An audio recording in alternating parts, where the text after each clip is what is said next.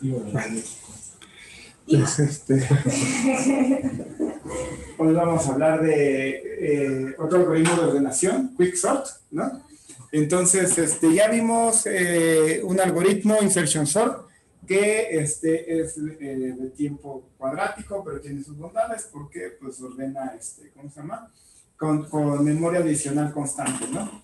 Vimos Merge Sort, que ordena en tiempo n log n, pero que usa memoria lineal adicional. Vimos Heap Sort, que tiene lo mejor de ambos, que usa memoria constante adicional y ordena en tiempo log n, ¿no? Que además n log n nos dio una estructura de datos.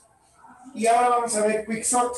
Quicksort es curioso porque en la implementación es un algoritmo aleatorio. Bueno, o sea, ya que lo vamos a ver, primero hacer determinista y luego lo vamos a hacer aleatorio, ¿ok? Con un pequeño cambio. En promedio va a tardar n log n, pero el peor caso de Quicksort en el determinístico puede ser hasta n cuadrada. Ajá. Las bondades de Quicksort es que usa memoria constante adicional, ajá, y de que es estable. Estable significa que, como tú decías el otro día, puede ser que los datos sean iguales, que te lleguen los mismos números. Ajá. Pero si te llegan los mismos números, te gustaría que entonces la manera de discriminar cuál es menor que otro sea el orden en el que aparecen en la regla. Entonces, si me llegan 3 5, esos 3 5 realmente ya sabemos que están asociados normalmente a datos, ¿no? Son números de cuenta. Entonces, me gustaría que esos me aparecieran en el orden en el que llegaran. Y esa propiedad se llama de que un algoritmo de ordenación es estable. Y si tiene esa propiedad, lo podemos usar para otros algoritmos. ¿Okay? Entonces es lo que hay que recordar, que Quicksort es estable.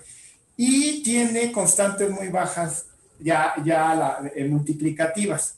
Entonces, pese a que Heap Sort te garantiza n log n y Quicksort en promedio es n log n, en la práctica se usa mucho más Quicksort. Y de hecho estuve investigando, lo iba a poner aquí en las transparencias, pero ya era mucha información. Ya lo que me gusta de todo esto es de que todavía hay innovaciones, ¿no? Sobre Quicksort. Entonces, todavía en 2009, alguien dijo, no, es que la manera de hacer Quicksort es con 2 pivotes. Y esa es la implementación, la mejor manera, según él, que está en la última versión de Java. Entonces, incluso todavía hace 10 años, esto que parece algoritmos, ya deberíamos saber todo de Quicksort. Hay cosas todavía que se pueden mejorar y que no sabemos, pues. Pero bueno, como les decía, Quicksort tarda n cuadrada en el peor caso, pero en promedio tarda n log n. La idea clave detrás de Quicksort es tomar el último elemento del arreglo y usarlo como pivote. Entonces vamos a tomar el último elemento del arreglo y vamos a particionar el resto del arreglo entre los que son menores o iguales al pivote y los que son mayores al pivote.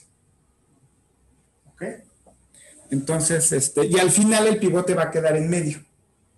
¿Sale? Entonces va a ser como algo de este estilo, pues. Pues aquí está aquí va a estar mi arreglo, ¿no?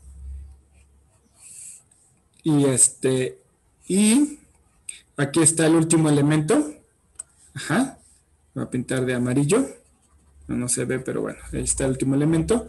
Y al finalizar, lo que voy a hacer es que voy a partir a mi arreglo en 2. O sea, va a quedar los que son menores o iguales a mi pivote y los que son mayores. Y mi pivote va a quedar por aquí en medio. Entonces, aquí está mi pivote, sale en medio, y aquí me van a quedar todos los que son menores o iguales a mi pivote, y del otro lado van a quedar los que son mayores o iguales, ¿no? Para simplificarme el análisis y la vida, de momento voy a suponer que todos los elementos son distintos.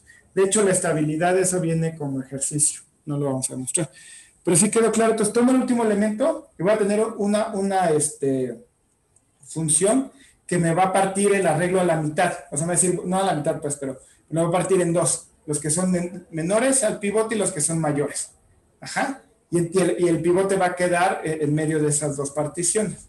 Y luego recursivamente mando llamar de nuevo a Quicksort en ambos pedazos.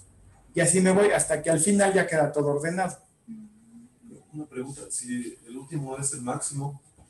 Muy buena pregunta. Llamar, pues ya se cicló. Así es.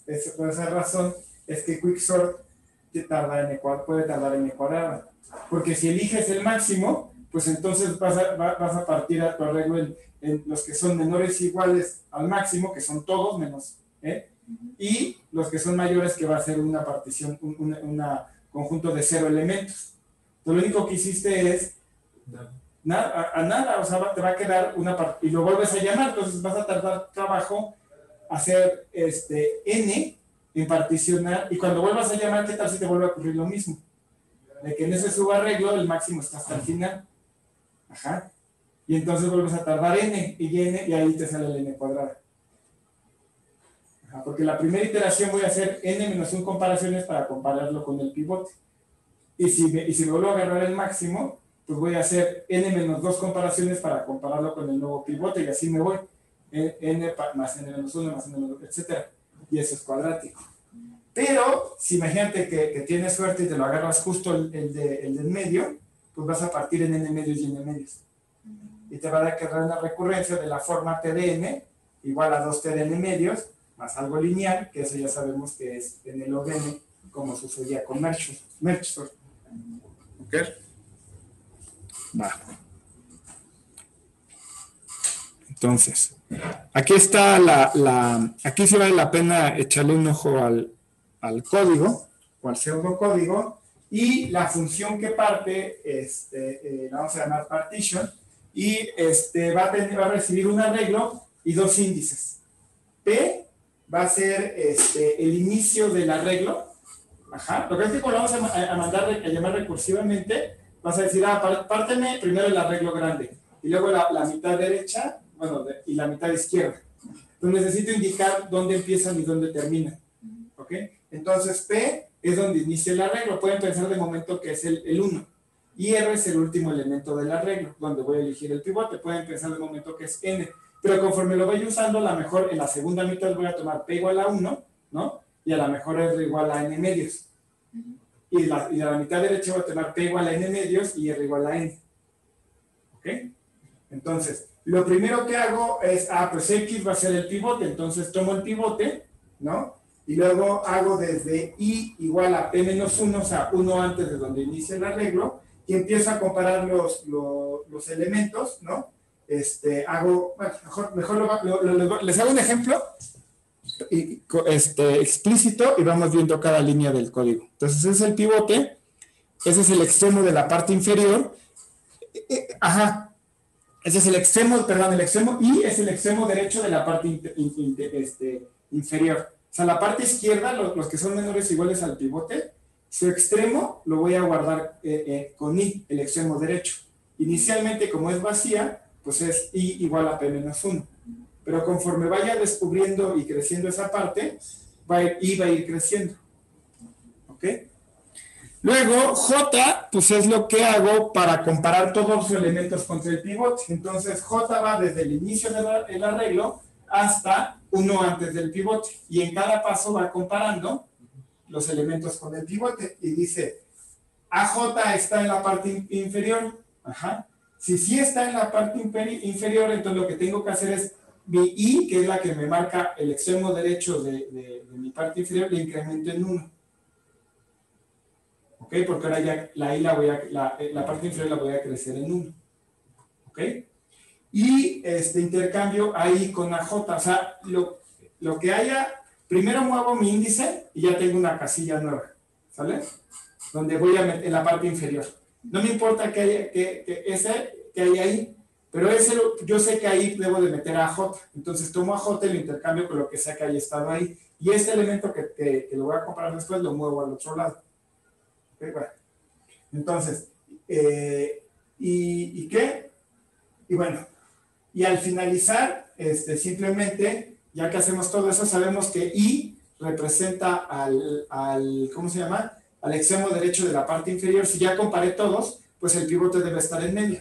Entonces el I más 1, que está en la parte superior, lo intercambio con el pivote y ya me queda el pivote justo donde debe de estar.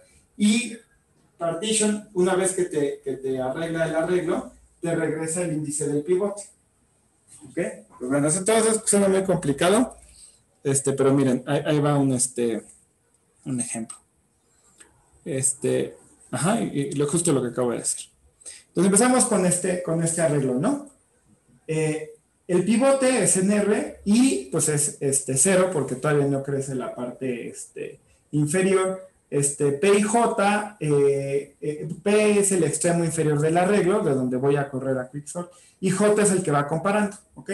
Entonces comparo a J con R y resulta que J, en este caso, fue menor al pivote. Entonces, ese elemento, el 2, se debe de quedar donde está.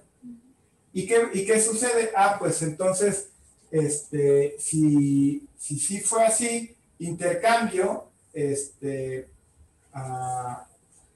sí. Entonces, el 2 es donde debe de estar, ajá, la I la crezco en 1, ¿no? Y la intercambio con AJ. En este caso, pues bueno, estoy cambiando el 2 con el 2, ¿no? Pero bueno, me voy al que sigue. Entonces, ahora el J está en el 8. Es decir, a ver, el 8 es mayor que el pivote, pues sí, ¿no? Entonces el J va en la parte roja, en los que son mayores al pivote.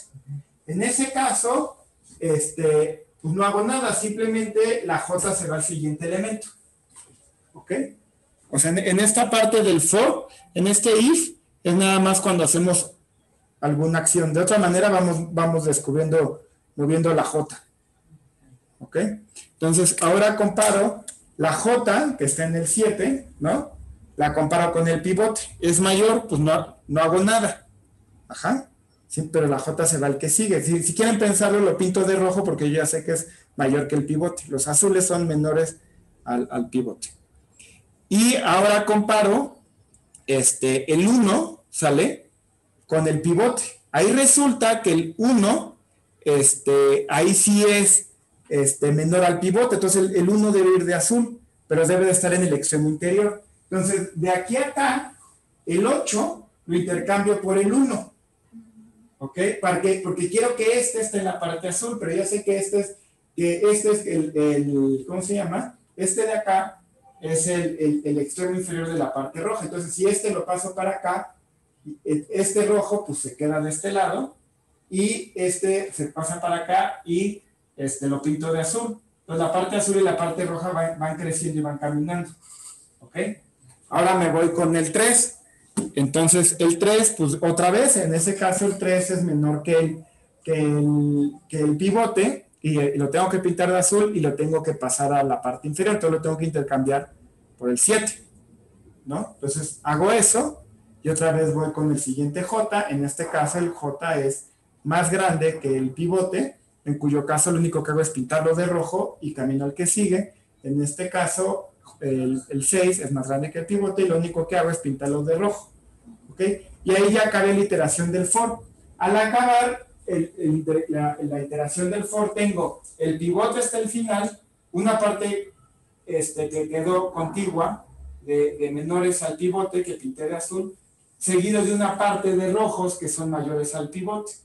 Y el pivote quiero que termine en medio. Entonces lo tengo que cambiar por el primer elemento de la parte roja. Ajá, y eso es justo lo que hago. Y entonces eso es lo que hace partition.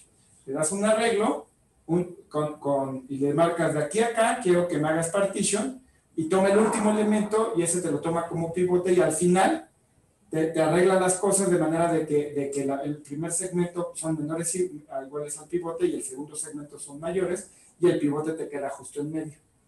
¿Sale? Y te regresa, y eso es importante, el índice de donde está el pivote. ¿Ok? Entonces, ya con eso pues podemos implementar Quicksort. Entonces, Quicksort es fácil de implementar ya que tienes partition. Entonces, si la P es menor que la R, o sea, si el pivote está antes que el extremo izquierdo, lo que haces es, fíjense, o sea, Quicksort recibe el arreglo, ajá, el último elemento, y la P, o sea, es igual que partition, pues. Lo manda a llamar primero con P igual a 1 y R igual a N, ¿no? Entonces, lo primero que hace partition de todo el arreglo. Ajá. En la Q, me va a regresar el lugar del pivote. Entonces, ahora mando llamar a Quicksort en la parte inferior. ¿Cómo lo mando a llamar? Ah, pues le paso el arreglo, ajá, le paso la P, que es el inicio del arreglo inferior, y le paso la R-1, porque ahora quiero que me lo haga del lado izquierdo. Entonces, recursivamente va a operar sobre el lado izquierdo. Y a que acabe, le digo, ah, pues ahora hazlo del lado derecho. Entonces, le paso el arreglo, ajá, y le paso el pivote más 1, porque lo quiero que lo haga de ese lado, y la R, que es el final del arreglo. Y recursivamente me va a ordenar esa parte. En cada llamada, pues otra vez va a tomar ese pedazo, lo va a dividir y va a operar sobre la parte izquierda. ¿Ok? Entonces, no es tan trivial analizar el comportamiento de quicksort, porque depende de dónde queda el pivote, ¿sale? Entonces, el peor caso es, como ya lo mencionó su compañero, es que nos queda una parte de tamaño n-1 y la otra de tamaño 0, ¿no? Cuando el pivote es el máximo. Pero si eso pasa en cada iteración de quicksort, ¿no? O sea, ahora donde llevamos a la parte izquierda, otra vez el pivote me queda en el máximo, pues entonces tengo la siguiente recurrencia. Voy a tener TDN, el tiempo de ejecución de quicksort va a ser TDN-1 más TD0, que puedo suponer que es constante, más una constante por n, que es el trabajo que hago en partition. Porque noten que partition tarda tiempo lineal, ¿no? Solo tiene un for donde va comparando cada elemento con el pivote. Pues una llamada partition toma tiempo tanto pues, como el arreglo que le pasa. Entonces, pero esa TDN-1 en ese caso, pues va a ser TDN-2, ajá, más una constante por n-1. Entonces, eso pues es una constante por la suma desde igual a 1 hasta n, y eso es cuadrático. ¿Ok? Entonces, en el peor caso, quicksort puede tardar tiempo cuadrático. ¿Ok? ¿Qué pasa en el mejor caso? Pues el mejor caso es cuando justo el pivote le pega a la mitad. Cuando justo le pega a la mitad, pues tenemos una recurrencia que ya hemos visto antes, que es TDN, igual a 2 veces TDN medios, porque ahora va a ser quicksort sobre la mitad de los elementos, y quicksort sobre la otra mitad de los elementos, más una constante por n, y eso ustedes ya deberían de saber que es O de n log n. ¿Ok? Entonces tiene esa dependiendo de dónde traigas el pivote, esa variación entre n log n y n cuadrada. La clave de por qué se usa quicksort y por qué es tan bueno es que en general, ese caso, dices, híjole, me ocurrió una vez, es muy difícil que te ocurra en cada iteración de la recurrencia. ¿Okay? Pues imagínense, a lo mejor, no el mejor caso, pero algo que digas, pues me fue mal, ¿no? Pero a lo mejor agarraste un pivote y te quedó 90 partes, ajá, de la parte inferior y solo la 10ª parte de la parte superior. Y suponte que eso pasa en cada iteración de quicksort. Pues la recurrencia que te queda es de esta forma: es TDN igual a T de 9 entre 10n más T de 1 entre 10n. Eso se puede demostrar que es teta de n log n. O sea, siempre y cuando agarres una fracción, partas en fracciones lineales, eso es n de log n. Ajá. Entonces, la idea detrás de quicksort es que es muy improbable que siempre estés eligiendo cosas tan malas. Más o menos vas a caer como en medio. No necesitas pegarle al n medios para que tengas un n log n. Cualquier fracción lineal te da n log n. Y es muy poco probable que esté saliéndote, o sea, siempre el máximo, ¿no? Pero poco probable, pero pues eso no importa porque pues, es determinístico, ¿no? Entonces vamos a hacerle una pequeña modificación a quicksort para hacerlo aleatorio y tratar de duplicar este efecto de elegir, partir más o menos a la mitad, ¿no? Aunque la entrada sea o sea, ya, la entrada ya esté dada. Y aquí es un ejemplo de donde la probabilidad nos sirve para mejorar un algoritmo. O sea, de entrada no hay nada probabilístico en el problema, no sabemos nada de la distribución de la entrada, ¿no? Nuestro algoritmo es determinístico, por eso decimos, es que aunque el adversario nos diera una mala entrada, pues yo puedo usar la probabilidad para dar una estrategia aleatoria. Entonces la idea es muy, muy sencilla, metemos una función que se llama randomized partition, y lo único que hace es que elige un número, un índice aleatorio en el arreglo, y dice, voy a tomar ese como pivote. Y para tomarlo como pivote, toma ese y lo intercambia por el pivote. Ajá. Entonces, de esa manera el pivote ya lo elegimos de manera aleatoria sobre los elementos, pues. ¿Ok? Entonces, intercambiamos de esa manera intercambiamos AR con AI, ¿no? Con el pivote y corremos partition como antes. Entonces, ahora el pivote es aleatorio. Y quicksort es lo mismo, nada más que metes ese paso aleatorio de elegir el pivote. ¿Ok? Entonces ahora ya se volvió un algoritmo aleatorizado. Ajá. Entonces ahora ya podemos hablar no del peor caso, porque el peor caso, pues ya no tiene tanto sentido porque le puedes dar una entrada y se puede tardar en el log n, y en otra instancia se puede tardar en el cuadrado. Entonces vamos a hablar del tiempo esperado de ejecución. Uh-huh. Entonces, ¿cuánto tiempo va a tardar? Pues vamos a hacer un análisis. Entonces, fíjense, una observación más que un lema es que el tiempo de ejecución de la versión aleatoria de Quicksort es O de n más x, donde x es el número de comparaciones hechas. Ustedes ven que está haciendo partition en cada paso, elige un pivote. Bueno, Quicksort, mejor dicho.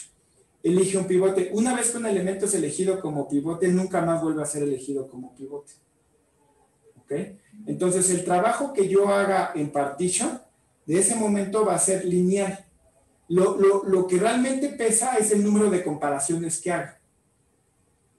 ¿Ok? Entonces, elijo pivote y mando llamar, bla, bla. Todo ese trabajo, cárguenselo o sea, todas las llamadas que hagan de elegir el pivote, de hacer las diferentes llamadas a las funciones, cárguenselo al pivote. Entonces, eso es lineal porque una vez que eliges un pivote, no vuelve a ser pivote. El trabajo adicional es el trabajo de comparar los elementos con el pivote. Entonces, todo está en función del número de comparaciones que haga. Y esa es una variable aleatoria que denoto con x. ¿Ok? Entonces, vamos a estimar el valor esperado de x. Entonces, sean Z1 a Z2 hasta Zn, los elementos de A, pero en orden de menor a mayor. O sea, Z1 y los Zi pueden estar revueltos en A. Entonces, yo solo estoy diciendo que Z1 es menor a Z2, ¿ok? Entonces necesito que los piensen de momento como si estuvieran ordenados, aunque en A están todos hechos bolas. ¿Ok? Y sea Z mayúscula y J, desde ZI más 1 hasta ZJ. Implícitamente estoy diciendo que I es menor a J. ¿Ok? Es ese segmento del I al J. ¿Ok? Entonces, una observación es que ZI se compara con ZJ si solo si uno de ellos es escogido como pivote antes que cualquier otro elemento en Z y J. ¿Ok? Fíjense, piénsenlos como bloque, ¿no? Aunque estén revueltos.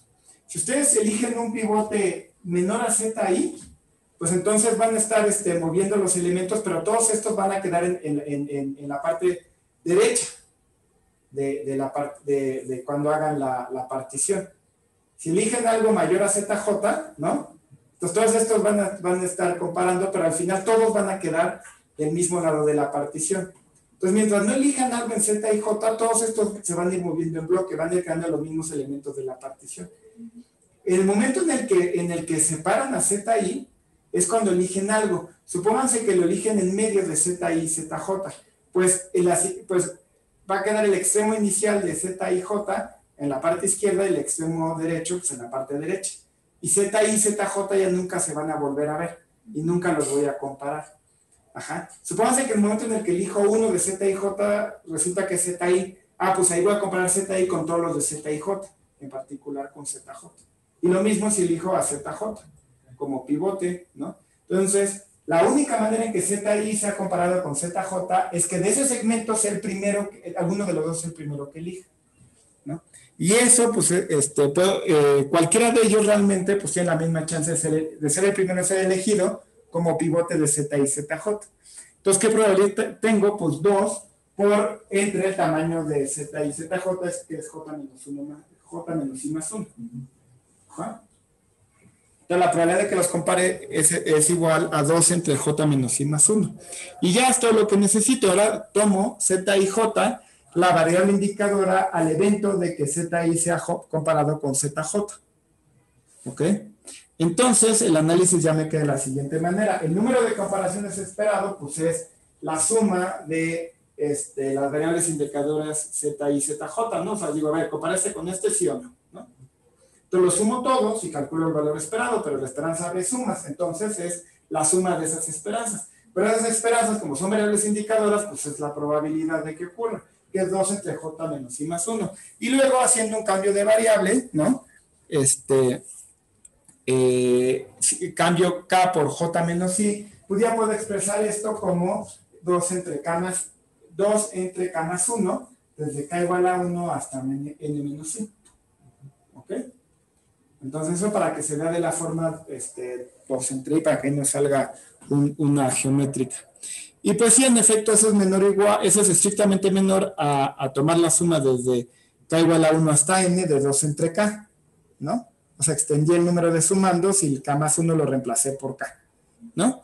Y ese es un log N, como mucho, ¿no? Entonces es N veces log N y pues es el valor esperado es N log N. ¿Ok? ¿Está claro? Entonces, ya con esto acabamos de ver algoritmos basados en comparación. Hay más algoritmos basados en comparación, pero estos son los que vamos a ver de momento. Basados en comparación significa que la decisión que yo tomo para determinar si un número es menor que otro es compararlos. ¿Ok? Entonces vamos a probar una cota inferior al tiempo de ejecución de cualquier algoritmo de comparación. ¿Cómo lo vamos a hacer? Vamos a acotar si tu decisión está basada en comparar elementos, voy a demostrarte que cualquier algoritmo que tú me des debe de hacer, o hay una entrada para la cual hace N log N comparaciones.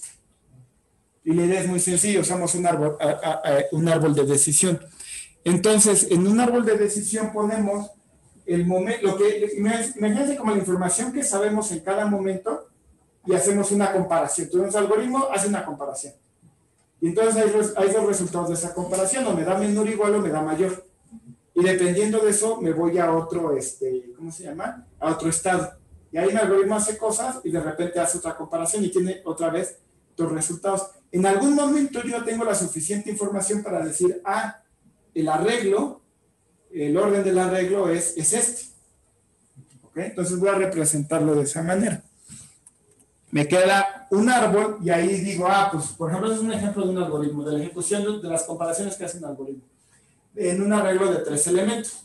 Entonces, primero compara el elemento 1 con el elemento 2, ¿no? Pueden ocurrir dos cosas, que el 1 sea menor o igual al 2, o que el elemento 2 sea mayor al 1. Y luego, supongamos que es menor o igual. Entonces, ahora comparo el 2 con el 3. Y de nuevo, hay dos posibilidades, que el elemento 2 sea menor o igual al elemento 3, o que sea mayor, ¿no? Y luego supongo, y así me voy, ¿no? Entonces, vamos a analizar una de la rama más chiquita. Si el elemento 1 es menor que el elemento 2, menor o igual, y el elemento 2 es menor o igual que el elemento 3, pues yo ya sé que el elemento 1 es menor que igual que el elemento 3. Entonces, el 1 es el elemento más chiquito. Entonces, el orden debería de ser 1, ¿no? 2, 3.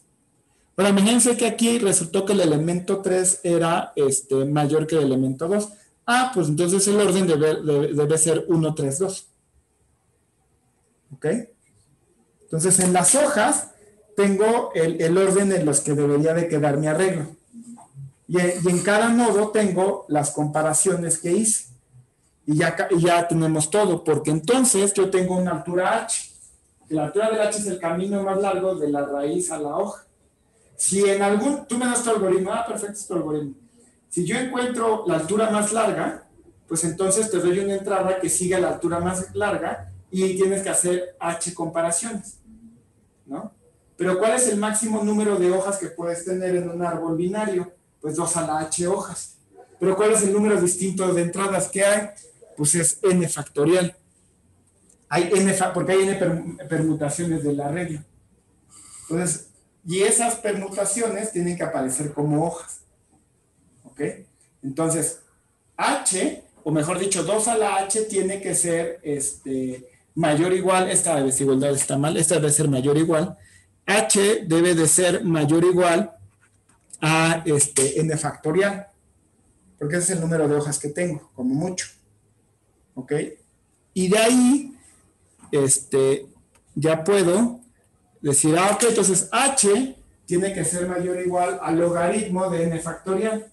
Y resulta que el logaritmo de n factorial es n log n, y para eso se usa la aproximación de Stirling. Es una aproximación, ¿la habían oído antes? Sí. Es una aproximación para n factorial. Pero ahorita ya que nosotros estamos viendo algoritmos, la podemos ver con otros ojos, porque pues no sé, o sea, es muy buena aproximación, pero podemos ignorar varias cosas, ¿no? Para nosotros. Entonces es n entre e a la n, ¿no? Por raíz de n, aquí eso es n a la n, ¿no? Por 1 más algo que tiende a 0, o sea que va a ser, entonces eso es n a la n para nosotros, ¿no? Y logaritmo de n a la n, pues es n log n, ¿no? Entonces, ya, con eso acabamos por hoy.